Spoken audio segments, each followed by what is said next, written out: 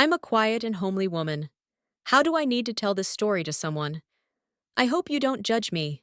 Remember that I'm a human being. On a hot morning, while I was at home doing household chores, something unusual but fun happened. I usually clean my house quickly since I am usually alone. My husband is at work, and my children are at school. I play music at full volume and move freely around the house, getting rid of the rags I carry. On that particular morning, I was immersed in my work, with the music echoing everywhere, and I didn't hear the doorbell. It turns out that a friend of my husband's came to return the lawnmower we had borrowed days before. Without getting an answer on the phone, and after ringing the doorbell several times, he decided to leave the mower in the backyard. As he passed through the dining room, he saw me through the window, cleaning and dancing to a lively song. He spent a good while watching me, surprised by the scene, while I sang and moved to the rhythm of the music, unaware of his presence. When I finally noticed, I was startled. He hid a bit, and I quickly covered myself with my hands before putting on a nightgown and going out to see what was happening in the garden. When I saw him, I greeted him with surprise.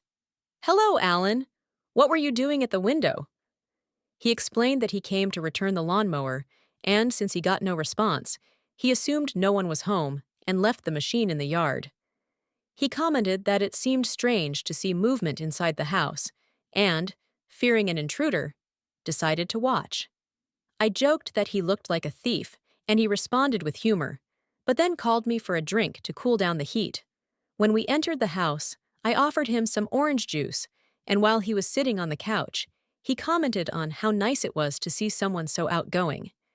He seemed a little worried, fearing that I would tell my husband about the situation. To reassure him, I promised I wouldn't. He then admitted that he was concerned about my reaction, but also confessed that he couldn't get the image of me so relaxed out of his head. I tried to downplay the situation, saying it wasn't a big deal, but he insisted, mentioning that he was surprised by some aspects of my appearance. Although I said he was exaggerating, he continued to insist on his admiration. He changed the subject, which made me nervous. When he was getting ready to leave, I noticed that he was obviously excited, which provoked an intense feeling in me, although it also made me a little embarrassed. I had never received so many compliments before, not even from my husband. From his expression, I knew he had noticed this. I mischievously commented that the toy soldier seemed ready for battle. Alan didn't hesitate and approached to give me a kiss, which left me stunned. My lips parted slightly, and I let myself be carried away by the moment, something I wouldn't normally do. Suddenly, I knelt as if to ask for forgiveness, and what happened next was a big surprise. I couldn't believe what was about to happen. Even my husband couldn't surprise me as much as what Alan had just done. I couldn't fully understand what was happening. I felt torn between guilt and desire. Alan took my hand and lifted me up, distressed by the situation.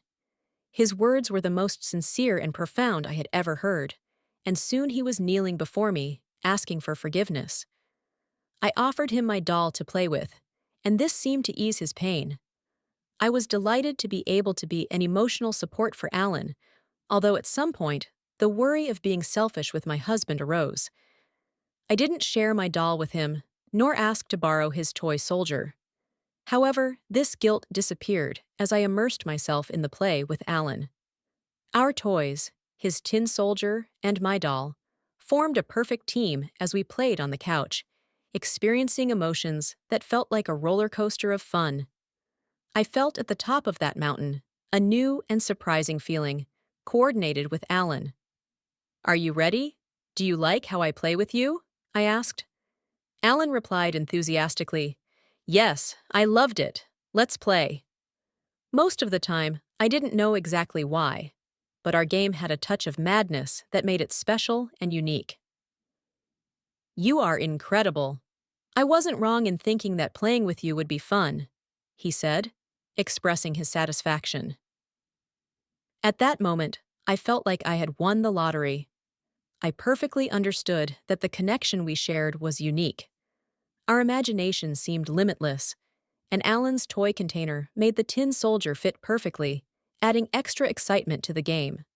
Grateful that he invited me to play at his house, I was surprised that we were really playing together, he and I, in my living room. With his tin soldier in my container, I was extremely excited. It was a wonderful experience, one of those rare times when Alan was also excited.